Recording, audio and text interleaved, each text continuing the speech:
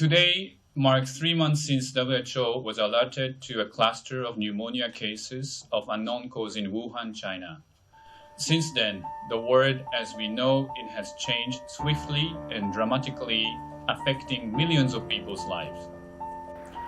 I am so saddened by the fact that more than 33,000 people around the world have lost their lives to COVID-19 in the past 3 months. And I would like to express my deepest sympathy to those who have lost loved ones.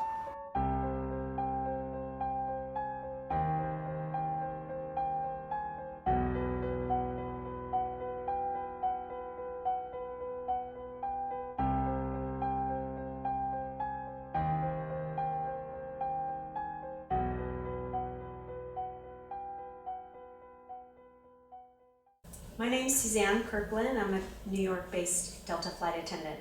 Mm-hmm. How long have you worked for Delta? 10 years. How many flights do you work a day?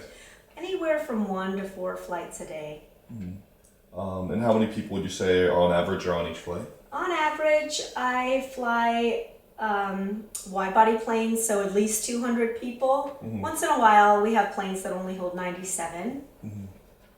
How many people would you say you come into contact with on an average work day? Oh, flight attendants and pilots, we're exposed to thousands of people a day. Even just the way we live in the New York base, because we don't, live in New York, most of us commute from other cities.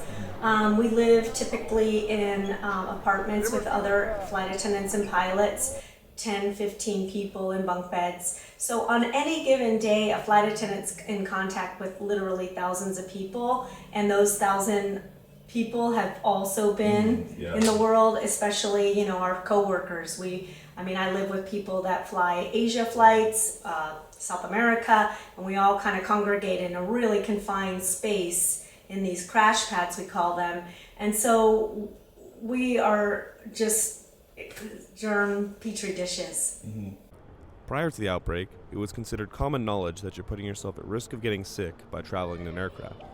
However, disinfecting the aircraft was never considered practical or necessary by the airline industry, despite findings such as the study on airplane cleanliness by TravelMath, in which they found that the average airplane tray table harbors 2,155 bacterial colony-forming units per square inch, making it 79 times more dirty than your cell phone, or 431 times dirtier than paper currency.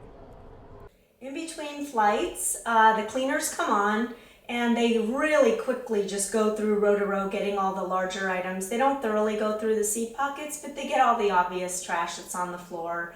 If they have time, they'll vacuum, but a lot of times that's not even done. Mm-hmm. They'll take the trash off, but they aren't able to wipe down the tray tables or really sanitize any of the seats. So Delta's very focused on having a quick turnaround for flights? Oh, everything's about statistics. Department of Transportation, every airline wants to win on time award. They want to be, everybody's after J.D. Powers, everybody wants to have the best statistics. So everything's about turning the plane as quickly as possible from the time the door opens, the passengers are off, until we can get them loaded on and out again.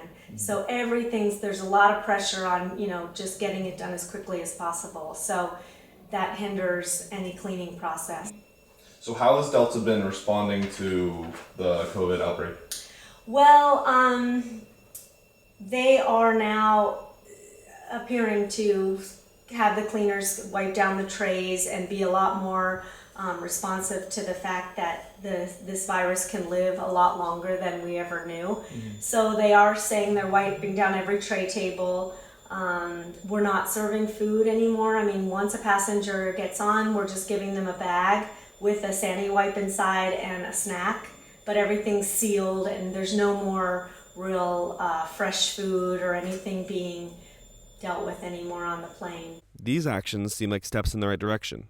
And on their website, Delta ensures that these precautions, quote, follow and in some cases exceed the guidance given by the WHO and CDC. However, there appear to have been difficulties in actually putting these procedures into practice. As a passenger, as a SkyMile member myself, I get the emails that Delta's sending out to the general public. And they're saying, talking a lot about spraying down the planes. But as far as like hearing what's actually happening online, flight attendant friends that are still flying saying they're never seeing that spraying being done. Perhaps it's only done overnight or when, once a day. But I think, I don't know. It's just what they're saying they're doing. What were the first steps that you saw Delta taking as soon as it started to anything? They were pretty slow to really come along because I think they just needed every flight attendant to work every flight.